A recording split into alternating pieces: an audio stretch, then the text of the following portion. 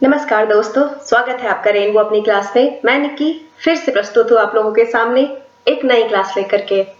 और जैसे कि आप जानते हैं, हम लोग करंट अफेयर्स पर भी वीडियो बनाने लगे हैं। तो करंट अफेयर्स में हम डेली करंट अफेयर आपके सामने प्रस्तुत करते हैं और उसमें द हिंदू, पीआईबी, योजना, इंडियन एक्सप्रेस, जितने भी जो है आपके न्यूज़पेपर हैं, उन सब के जो इम्पोर्टेंट टॉपिक्स हैं जो कि यूपीएससी और दूसरे एग्जाम के लिए रेलिवेंस रखते हैं, उन सब को हम जो है यहाँ पे आपको नोट्स के रूप में प्रस्तुत कर देते हैं। और साथ में आप कोशिश मेरी यही रहती है कि आपको वो सारी जानकारियां मिले जो आपको एग्जाम में कठिनाई ना महसूस हो। तो दोस्तों चलिए शुरू करते हैं अपना ये वीडियो। और अगर वीडियो पसंद आए तो प्लीज लाइक जरूर कीजिएगा और सब्सक्राइब और शेयर भी जरूर कीजिएगा। इससे मुझे बहुत मोटिवेशन मिलती है दोस्तों। मुझे बहुत मेहनत करनी पड़ती है, एक वीडियो तैयार करने में एक लाइक तो बनता है दोस्तों ये हमारा पहला टॉपिक है जो है वाहन परिमार्जन यानी स्क्रैपिंग पॉलिसी के ऊपर है। ये हमारा पहला टॉपिक। और इसमें जो है जो union minister of road and transport जो है हमारे, ठीक है, तो उन्होंने जो है अनाउंस कर दिया है कि व्हीकल स्क्रैपिंग पॉलिसी जो है लोकसभा में अनाउंस्ड हो चुकी है। और ये पहली बार अनाउंस हुआ था यूनियन बजट 2021 और 22, ठीक है दोस्तों, जो कि अभी हाल फिलहाल की जो बजट है उसमें फर्स्ट टाइम अनाउंस की गई है।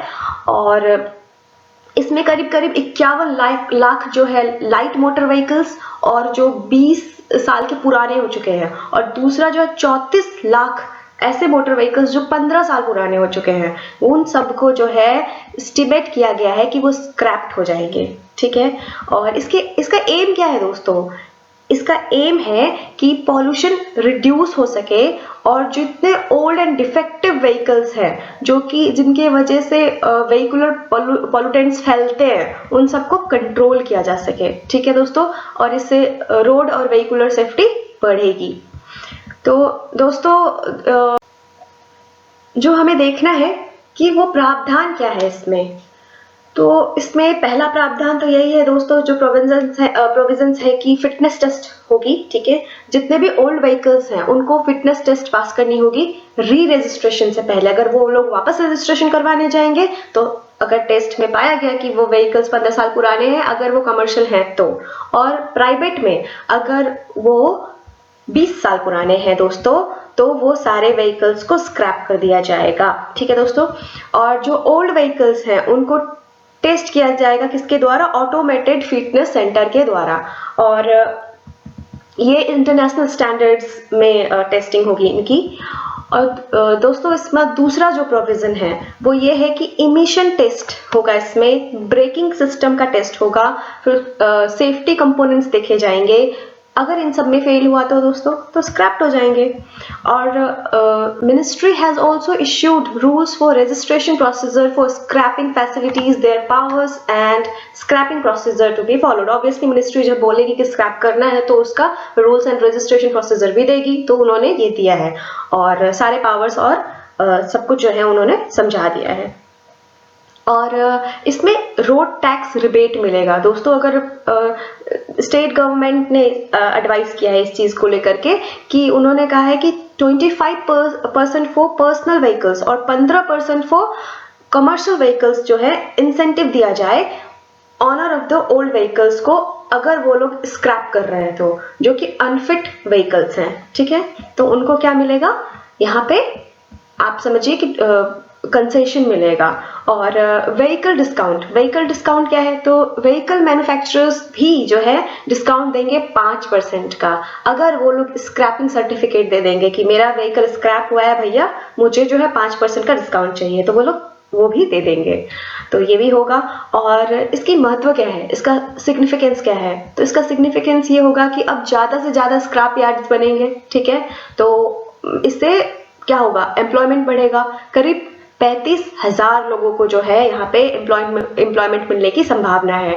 और इसमें इम्प्रूव्ड रेवेन्यू होगी गवर्नमेंट की। क्यों? क्योंकि हैवी और मीडियम कमर्शियल व्हीकल्स बिकने लगेंगे और उससे जीएसटी का भी फायदा होगा। और जो ऑटो पार्ट्स के दाम है वो भी क्या होंगे? कम हो जाएंगे, क्योंकि रिसाइकलिंग बढ़ने लगेगी जितने भी आपके गाड़ी के पार्ट्स जो बनते हैं जैसे आयरन या फिर प्लास्टिक के पार्ट्स, वो सारे क्या हो जाएंगे, उनके वजह से जो है इनके दाम भी घट जाएंगे। Reduction in pollution level, obviously दोस्तों सबसे पुराने गाड़ी जितनी होते हैं उतनी ज्यादा मतलब धुआं फेंकते हैं, तो वो अगर कम हो जाएंगे तो ऑटोमेटिक पॉल्यूशन कम हो जाएगा और इफिशिएंसी भी बढ़ेगा क्योंकि नया गाड़ी होगा तो, है ना। ईंधन दक्षता और उत्सर्जन में सुधार के कारण प्रदूषण स्तर में कमी। तो दोस्तों इसी के साथ हमारा ये पहला टॉपिक होता है खत्म और हम देखेंगे अब दूसरे टॉपिक में क्या है हमारे पास। ठीक है दोस्तों, तो ये जो दूसरा टॉपिक है वो बहुत ही तड़कता भड़कता टॉपिक है अभी फिलहाल दोस्तों। ये आर्टिकल 239 AA है और इसी के साथ 239 ABBC से जुड़ा है। एक्चुअल में ये दोनों ही आर्टिकल जो हैं 69th अमेंडमेंट एक्ट 1992 से जोड़े गए थे और इसमें कहा गया था कि जो यूनियन टेरिटरी ऑफ दिल्ली है उसको स्पेशल स्टेटस दी जाती है और जो यूनियन टेरिटरी ऑफ दिल्ली है वो अब NCT ऑफ दिल्ली कहा जाएगा, यानी national capital territory of Delhi कहा जाएगा। ठीक है दोस्तों, और इसके जो एडमिनिस्ट्रेटर होंगे वो कौन होंगे, वो लेफ्टिनेंट गवर्नर होंगे। ठीक है दोस्तों, तो ये कहा गया था उसमें। और इसी के तहत जो है लेजिस्लेटिव असेंबली फॉर दिल्ली भी बना था और ये लेजिस्लेटिव असेंबली सारे सब्जेक्ट्स पे लॉ बना सकती थी और बना सकती है इनफैक्ट, और स्टेट लिस्ट पे, कंकरेंट लिस्ट पे। ठीक है, लेकिन नहीं बना सकती जो वो 3 ऐसे सब्जेक्ट्स हैं जिसपे ये नहीं बना सकती है। तो वो कौन से लिस्ट है, वो कौन से मैटर्स हैं, वो है public order, land and police, PPL, public order, police, land. ठीक है दोस्तों, और जो आर्टिकल 239 AB है वो कहता है कि president may by order suspend the operation of any provisions of article 239 AA। अगर प्रेसिडेंट चाहे तो उनमें इतनी पावर है 239 AB के हिसाब से कि 239 AA के सारे प्रोविजंस को डिलीट कर दे वो। ठीक है, और या तो सारे या एनी ऑफ द प्रोविजंस जो भी उनको लगता है कि सही नहीं है। ठीक है दोस्तों, और ये प्रोविजंस जो है रिजेंबल करता है बिल्कुल आर्टिकल 356 के तरह, यानी प्रेसिडेंट्स रूल। याद आया दोस्तों, प्रेसिडेंट्स रूल बहुत ही ज्यादा इंपॉर्टेंट टॉपिक है, परीक्षा में जरूर पढ़ के जाइएगा। और it also provides for a council of minister for Delhi consisting of not more than 10% of total number of members in the assembly, यानी जो और किसी में जो है दोस्तों काउंसिल ऑफ मिनिस्टर्स कितने परसेंट नहीं होना, ज्यादा नहीं होना चाहिए, तो 15% कैप है, लेकिन दिल्ली के मामले में ये परसेंटेज 10% कैप है, तो इसको जरूर याद रखिएगा। ठीक है, मतलब इससे ज्यादा जो है कोई भी मिनिस्टर जो है काउंसिल ऑफ मिनिस्टर्स के अंडर नहीं आ सकते हैं। ठीक है, और इशू क्या है दोस्तों, ये 239 AA इतनी चर्चा में क्यों है, वो इसलिए है क्योंकि एक लीगल कंट्रोवर्सी हो रही है लेफ्टिनेंट गवर्नर और दिल्ली गवर्नमेंट के बीच। ठीक है दोस्तों, तो क्या होता है कि जब आर्टिकल 239A और 239 AA की बात आती है तो वहां पे कंफ्लिक्ट हो जाती है ज्यूरिडिक्शन की कि किसके पास कौन सा पावर है। ठीक है, तो जो government of NCT and the union government है और उनके जो रिप्रेजेंटेटिव है लेफ्टिनेंट गवर्नर, उनके बीच में ये सारी वाद विवाद चलती रहती है। तो वाद विवाद किस चीज की है, तो यूनियन गवर्नमेंट के हिसाब से न्यू दिल्ली क्योंकि यूनियन टेरिटरी है और आर्टिकल 239 ये एम्पावर करता है लेफ्टिनेंट गवर्नर को कि वो अपनी इच्छा से इंडिपेंडेंटली स्वतंत्र होकर के जो है वो भी काउंसिल ऑफ मिनिस्टर्स के बिना मतलब एडवाइस के जो है वो पावर मतलब अपना इस्तेमाल कर सकते हैं। लेकिन however the state government of Delhi held that to article 239 AA of constitution bestow special status to Delhi of having its own legislative elected government। मतलब क्या है दोस्तों, मतलब article 239 AA of the constitution जो है वो स्पेशल स्टेटस देता है दिल्ली को और इसका अपना एक लेजिस्लेटिव इलेक्टेड गवर्नमेंट है। ठीक है, तो ये स्टेट गवर्नमेंट का कहना है और इसी की वजह से जो है ये क्या करता है, टसल पैदा करता है यूनियन और स्टेट गवर्नमेंट के बीच यहाँ पे। ठीक है, और दूसरी चीज दोस्तों कि LG to act on aid and advice of the council of ministers. देखिए तो कोर्ट ने क्या कहा है, सुप्रीम कोर्ट ने ये कहा है, यहाँ पे कोर्ट में सुप्रीम कोर्ट ने ये कहा है कि democratic and representative form of government for NCT of Delhi establish करने के लिए, अगर हमें एक गणतांत्रिक जो है सरकार बनानी है एनसीटी में, तो जो गवर्नमेंट ऑफ दिल्ली है वो एंजॉय करती है कॉन्फिडेंस ऑफ पीपल, ठीक है। तो वो लोग इलेक्टेड होके आए हैं, तो उनको भी जो है वहां पे रूल करने का हक है। तो यहाँ पे should have functional autonomy to legislate for the NCT of Delhi, तो ये सुप्रीम कोर्ट का कहना है। और hence through the judgment supreme court has settled the law in regard to aid and advice of council of ministers. तो उनका कहना है कि ऐसे जो है लेफ्टिनेंट गवर्नर अपनी मर्जी से कोई भी फैसला नहीं ले सकते हैं, उनको एड एंड एडवाइस में चलनी पड़ेगी एंड दैट इज कंपल्सरी कह के बोल दिया है, ठीक है। हाँ, लेकिन LG is not bound by add and advice in matter of land, public order and police. तो जब बात लैंड की आएगी, पीपीएल की आएगी, तो क्या हो जाएगी, एलजी जो है अपनी मर्जी से जो चाहे वो लॉ बना सकते हैं, ये कह दिया है, ठीक है। अब यहाँ पे एक दूसरा एक ये है मुद्दा है कि LG can not refer every matter to the president. हर मैटर को जो है मतलब प्रेसिडेंट के पास शिकायत करने नहीं पहुंच सकते हैं, ठीक है। तो ये घर घर तो नहीं खेल रहे हैं ना, देश चला रहे हैं। तो इसीलिए यहाँ पे कहा गया है कि आर्टिकल 239 AA4 वैसे तो कहता है कि in case of difference of opinion between LG and his ministers on any matter, अगर किसी भी मैटर को, किसी भी मुद्दे को लेकर के अगर उन लोगों में नहीं बन रही है, उनमें जो है नहीं बैठ रहा है उन लोगों की बातें एक दूसरे से, तो वो लोग क्या करेंगे, वो लोग यही मुद्दे को ले जाके प्रेसिडेंट के आगे जो है प्रस्तुत करेंगे और उनसे बोलेंगे कि वो अपना फाइनल डिसीजन सुनाएं, ठीक है। ये कौन सा है, कौन सा मतलब एक्ट कहता है, वो कहता है, सॉरी कौन सा आर्टिकल कहता है, तो वो आर्टिकल 239 AA का 4, ठीक है दोस्तों। तो इसको याद रखिएगा दोस्तों, कौन सा आर्टिकल क्या कहता है। यूजुअली जो है ना यूपीएससी करता यही है कि इन्हीं चीजों में जो है कुछ और कॉन्सेप्ट्स ला करके मिला करके जो है हमें छलने की कोशिश करता है। तो अगर आपकी कॉन्सेप्ट क्लियर है ना इन सब चीज को लेकर के, तो फिर आपके क्वेश्चंस रॉन्ग नहीं होंगे। चीजें पहले जो हम पढ़ रहे हैं वो क्लियर होनी चाहिए, वो जो ऐड करेंगे उन्हें हम आराम से एलिमिनेट कर सकते हैं अगर हम अपनी कॉन्सेप्ट को क्लियर रखेंगे तो इस बात को बिल्कुल ध्यान रखिएगा। और हम चलते हैं आगे, ठीक है दोस्तों। तो however the court inferred that the word any matter employed in the provision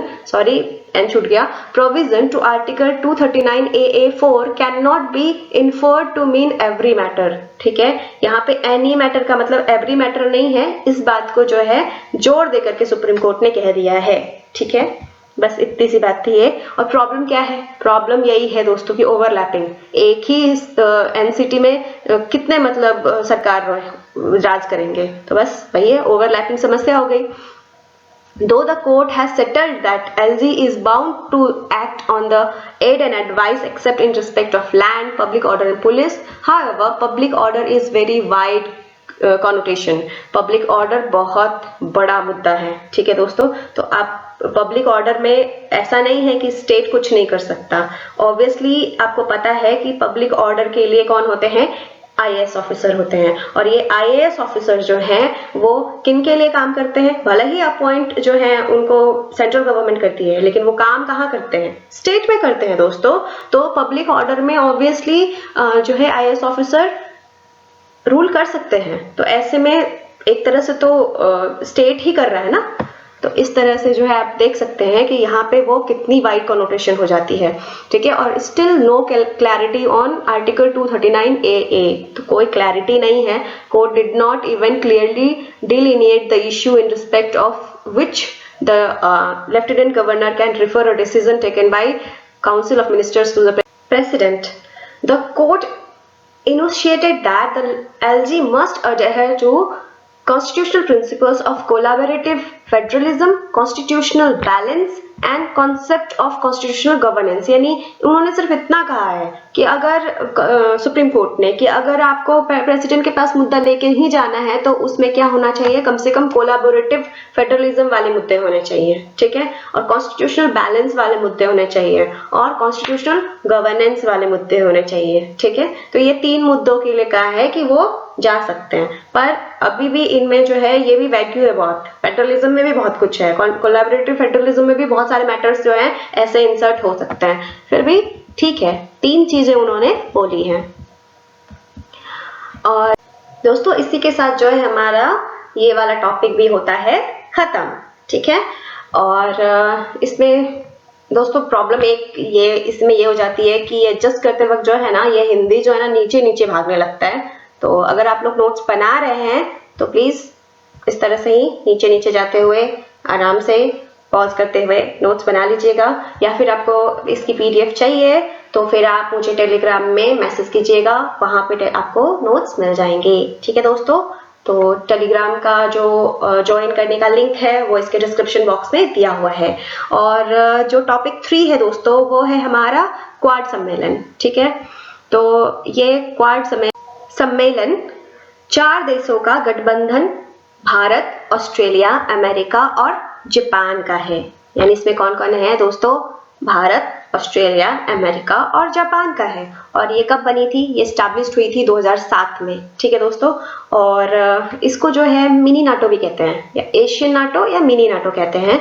और ये किसके लिए बनी थी दोस्तों, ये बनी थी काउंटर बैलेंस करने के लिए, किसको, चाइना के मिलिट्री फोर्स को और इकोनॉमिक क्लाउड को, जो कि वो इंडो पैसिफिक रीजन में फैला के रखा है, दहशत दोस्तों, दहशत फैलाया है चाइना ने। और जो 2020 का US China economic and security review commission है उसका सीधा सीधा कहना है, शो करता है कि चाइना का ग्रोइंग पावर प्रोजेक्शन जो है इंडियन ओशन रिम में जो है बढ़ता जा रहा है with military and economic activity, ठीक है। और वो किन किन जगहों पे, पाकिस्तान, श्रीलंका, मालदीव्स, म्यांमार और बांग्लादेश, तो इन सब जगहों पे जो है उसने क्या किया है, अपनी इकोनॉमिक एक्टिविटी और मिलिट्री एक्टिविटी को बढ़ावा दे दिया है। और रोचक बात यह है कि क्वाड, जो कि क्वाड्रिलेटरल सिक्योरिटी डायलॉग हुआ करती थी, अब इसका नाम क्वाड्रिलेटरल फ्रेमवर्क हो गया है, वो ये इंडिकेट करने के लिए कि अब ये सिक्योरिटी डायलॉग से कहीं ऊपर की चीज है इसमें, ठीक है। अभी हम देखेंगे भी दोस्तों, इसने कोविड पे भी बात की है, ठीक है। तो प्राइम मिनिस्टर ने एड्रेस किया है पहली समिट लीडर क्वाड का, कहाँ पे हुआ ये दोस्तों, ये यूएसए में हुआ, ठीक है। और ये वर्चुअल मोड में था, हुआ नहीं मतलब यूएसए ने होस्ट किया इसको। और जो क्वाड मिनिस्ट्रियल मीटिंग थी उसमें डिस्कस किया गया कि इंडो पैसिफिक रीजन में और जो क्या क्या हो रहा है, ठीक है, जो इश्यूज हो रहे हैं वो, और जो म्यांमार में, पता है ना दोस्तों ये भी बहुत बड़ी टॉपिक है, म्यांमार में जो है जो मिलिट्री टेक ओवर हो गई, ठीक है।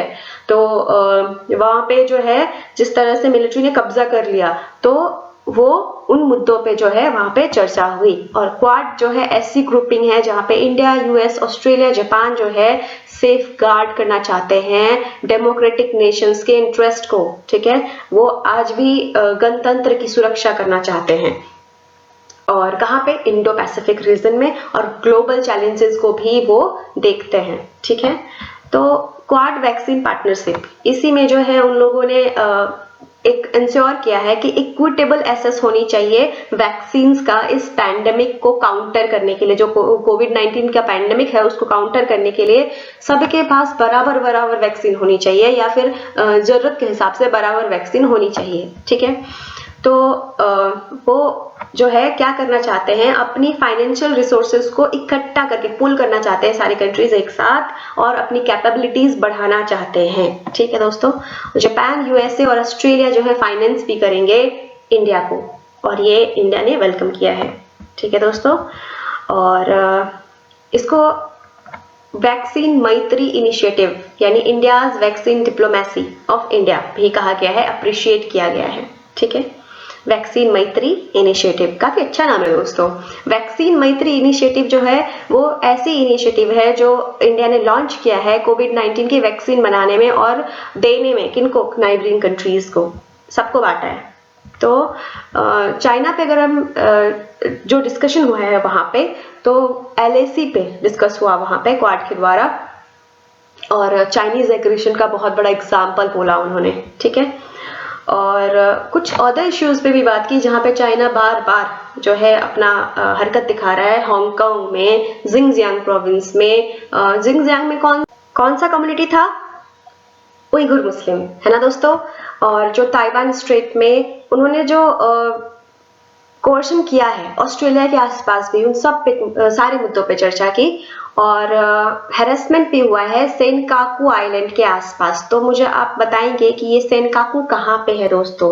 तो आपके लिए आज का सवाल यही है कि ये सेनकाकू कहाँ है, ठीक है। और उन्होंने साइबर अटैक्स पे भी बातें की हैं। उन्होंने जो है USA के targets, Microsoft Exchange and SolarWinds, इसके बारे में भी बात की है, ठीक है। और जो साइबर सिक्योरिटी का मुद्दा है इंडिया में, जापान में, ऑस्ट्रेलिया में, इन सब के बारे में भी बात की है। इसमें इंडिया का स्टैंड क्या है दोस्तों? तो इंडिया के लिए क्वाड जो है वो डेमोक्रेटिक वैल्यू का एक स्रोत है।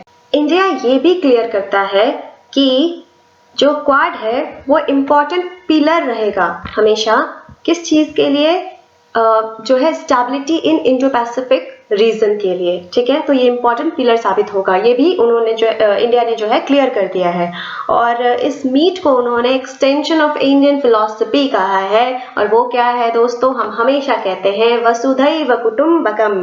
तो ये फिलॉसफी जो है इसी का एक्सटेंशन कहा है उन्होंने स्क्वाड मीट को, ठीक है। और ये पूरा विश्व हमारा क्या है? हमारा परिवार है। और ये ब्रदरहुड रहना चाहिए दोस्तों। अब देश की बाउंड्री जो है इस चीज को नहीं बदल सकती कि सबसे पहला धर्म ही मानवता है, ठीक है दोस्तों। तो इसी के साथ जो है हम अपना वीडियो खत्म करते हैं। और दोस्तों प्लीज लाइक, शेयर, सब्सक्राइब जरूर कीजिए, मुझे मोटिवेट कीजिए, मुझे इसकी सख्त आवश्यकता है। और दोस्तों मेरे साथ बने रहिए, मैं रोज ऐसे ही आपके लिए वीडियो लाती रहूंगी, करंट अफेयर सुनाती रहूंगी और समझाती रहूंगी। आप बस बने रहिए। थैंक यू दोस्तों। जय हिंद, जय भारत।